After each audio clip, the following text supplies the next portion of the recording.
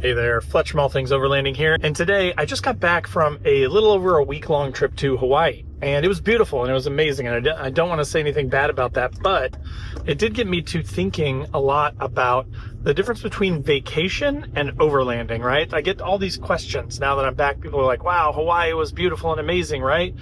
And the first thing that I say is, yeah, it was amazing, but I miss camping, right? I miss getting out, exploring. I miss that kind of feeling. They're like, you just got back from vacation. You already want to go back out again. So again, today I wanted to talk a little bit about what I think makes overlanding special and different from vacation, and just sort of talk about the pros and cons of each, right? Because we all kind of think it, I feel like, we all feel like we have a set number of vacation days each year that we can take. And you do have to kind of choose, like, how many vacations do you do versus how many overlanding trips do you do? So let's talk a little bit today about overlanding and camping and exploring versus vacations.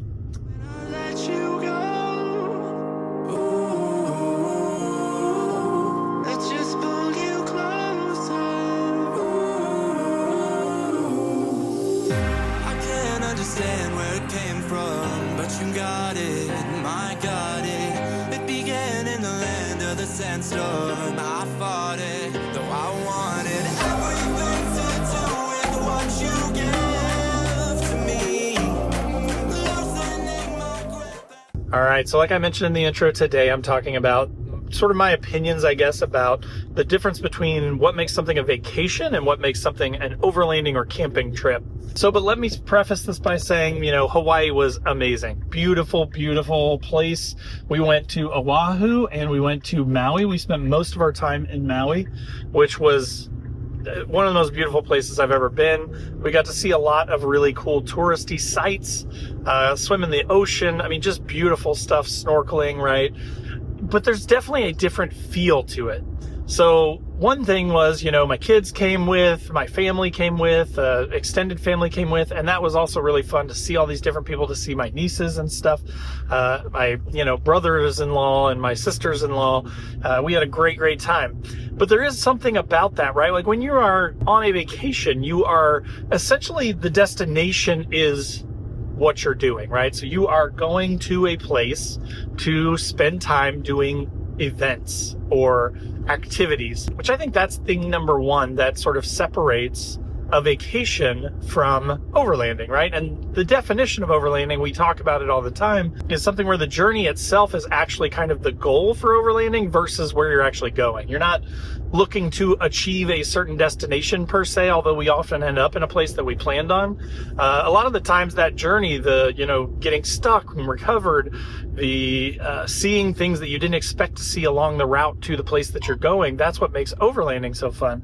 Whereas with this vacation, we had to fly for 12 hours. So like the journey itself was pretty grueling and kind of awful. So that's kind of thing number one, I think, that differentiates a vacation from overlanding, is that, the journey itself to get to vacation can often be a slog, right? It can be not so much fun, not pretty. I mean, we spent a 2-hour layover in Vegas where we just had to kind of sit in chairs, and, the airplanes are just really super small and tight, and they're not comfortable. I'm, pretty tall, so my knees are in the back of the seat, and you're really just waiting for that trip to be over. And the trip home's even worse, right? Because then you've had your fun, you've had your vacation, and you're on your way home, and you just have to endure that 12 hours of flying and sitting and being stuck in a plane with a bunch of other people coughing all over you, right? So there's definitely some downsides to the travel side of vacation. Now with overlanding, the nice benefit is that the drive can be a slog too, right? I've made an episode about that before, where sometimes it takes a long time to get to a location. When I went to Wyoming, we had to drive for 2.5, 3 days to get out there from the Midwest where I live. And that's not the most fun, but at the same time, I was convoying with people, and I was getting to know them and developing friendships and relationships with these people, and still seeing amazing things that I hadn't anticipated seeing. The journey itself became a very integral part of that trip. And because I took 2 weeks off work and essentially spent 6 days of that traveling to and from Wyoming, there was a lot of that trip. I mean, basically almost a half of that trip was spent just getting to the destination, seeing things, finding random campsites that we hadn't planned on, because, we got tired one night and we decided to stop early, or the place where we had planned to stop or thought we might stop turned out not to be a campsite at all. So that's part number one, I think, is just the journey is so much different, so much more fun when you're overlanding, and a really important part of the actual trip itself versus vacation. You're just excited to get there. You can't wait to get there, and you hope that the journey to the place is over ASAP so you can start your vacation. Another thing that I think makes them very different, and you could argue that this isn't always the case, but one thing that I really like about overlanding is that, people on a budget can do it, a big budget, small budget, it does not matter. You can get out and go exploring and overlanding for a very reasonable amount of money. Whereas with vacation, there are expenses that you cannot avoid. You have to fly if you're going far away. You have to rent a car. You have to get a hotel. There's just everything adds up. So, without going into full detail, I will say a Hawaii trip, very expensive, right? We spent a ton of money. Again, magical experience, not something we're going to do, 6, 8, 10 times a year. Whereas with overlanding trips, I do try and take at least one really long one, maybe two really long ones, a week or so each year, and then a bunch of shorter ones. With, a vacation, you're just going to do that maybe once a year. So, but there is this extended expense or this additional expense that comes with vacation, just that is part of the vacation. It's just unavoidable. Whereas with the overlanding side, you could get hotels, you could, break up the camping with some stays in hotels and things, but you don't have to. You could also be very independent, stay off grid. You could fill up water jugs versus having to buy some big dedicated water storage and building it into your rig. So you kind of have more options, more choice. When we went to Hawaii, we were kind of locked into a schedule. We had to, it was very rigid. It was very, for the food and stuff, like I didn't have my truck. I didn't have a stove with me. I didn't have a refrigerator with me. We rented a minivan, which wasn't as much fun, wasn't as capable, couldn't go in as many places as my truck could. So there's definitely a lot of things that are just going to be more expensive because you have to do them to be able to take that vacation versus overlanding, where, again, you get the choice to choose what you want to do and where you want to go and how you want to accomplish different tasks or activities. So then third, let's kind of talk a little bit about that self-sustainability versus that reliance on others. On a vacation, we were many, many times reliant on other people. We had to have transportation pick us up from the airport to get us to our hotel. We had to, on the first island, we didn't have a vehicle. So we would have to call an Uber if we needed to go anywhere, or we would have to arrange for some sort of, person to pick us up. And that just ties you down. Not only does it add expense to the trip, but it also just makes it so that you are 100% reliant on other people. And if something goes wrong with that, then that also puts you in a bad situation where you don't really have as many ways to deal with that. You're not as prepared to or able to sort of be self-sufficient, and sometimes that can cause problems. And I'll give you an example. We did this beautiful drive through what they call Road to Hana, which is a must-do if you are in Hawaii. Now, this was in Maui, and we basically had arranged for a tour. And the people that ran our tour were amazing, like great people, super fun. They knew everything about Maui. They'd been there for like 20 years or so. So it was actually great. They were fantastic. However, one of the cars was a little bit rougher driving, and these were very twisty roads. So we had a situation where we were, maybe an hour and a half, 2 hours away from our hotel, out on these really windy, twisty roads.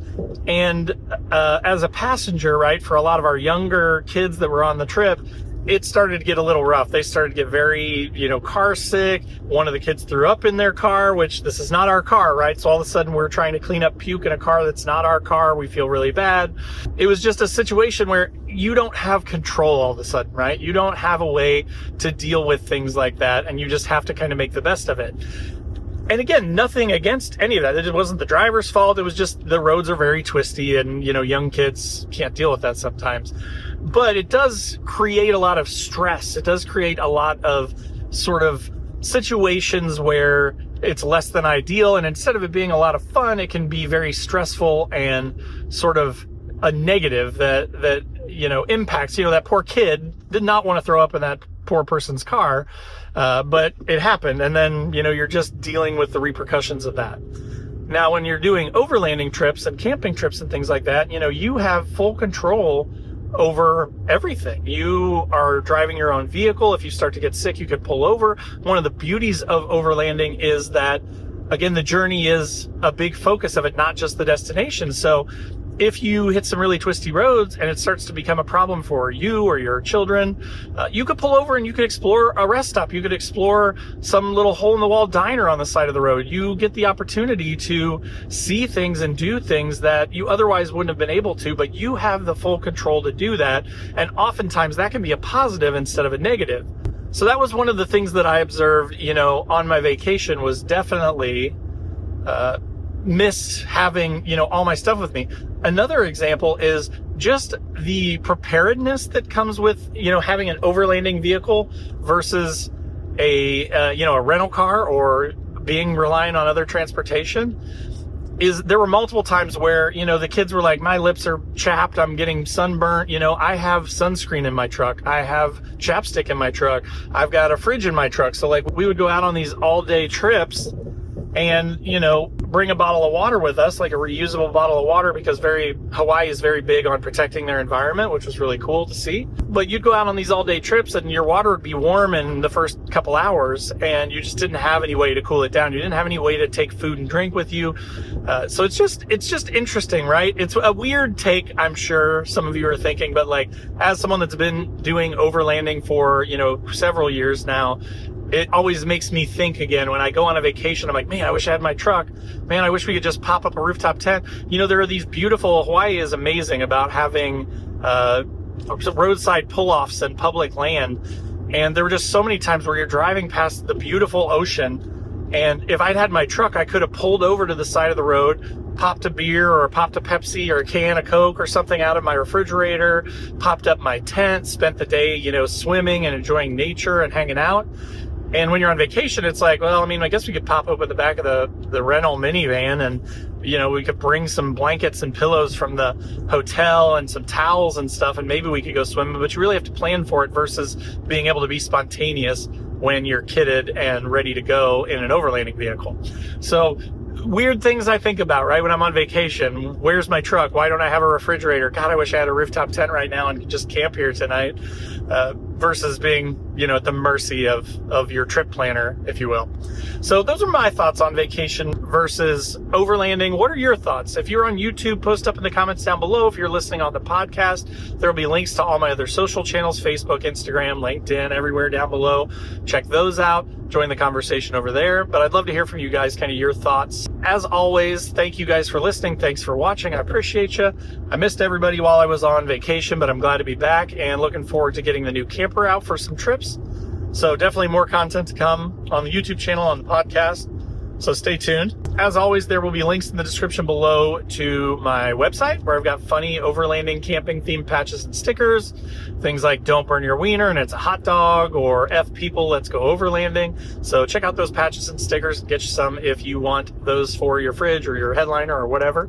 If you're watching on YouTube, there is also a join button below this video, which is just sort of a passive way to support the channel, but it also gets you early access to these podcasts, to all the other videos that I do, and some other perks. But if you want to be more involved with all things overlanding, there's also a link to my Patreon down below, and this is becoming more and more fun every day.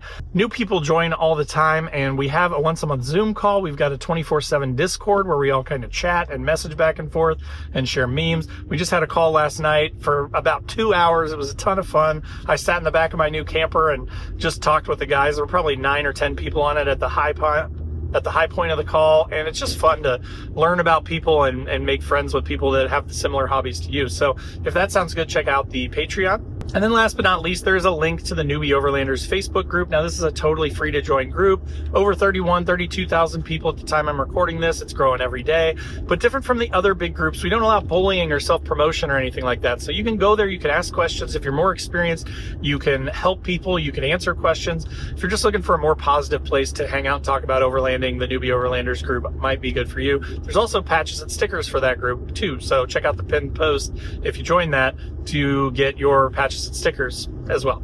So again, that'll do it for this episode. Thanks so much for watching. Thanks for listening, and we'll see you next time.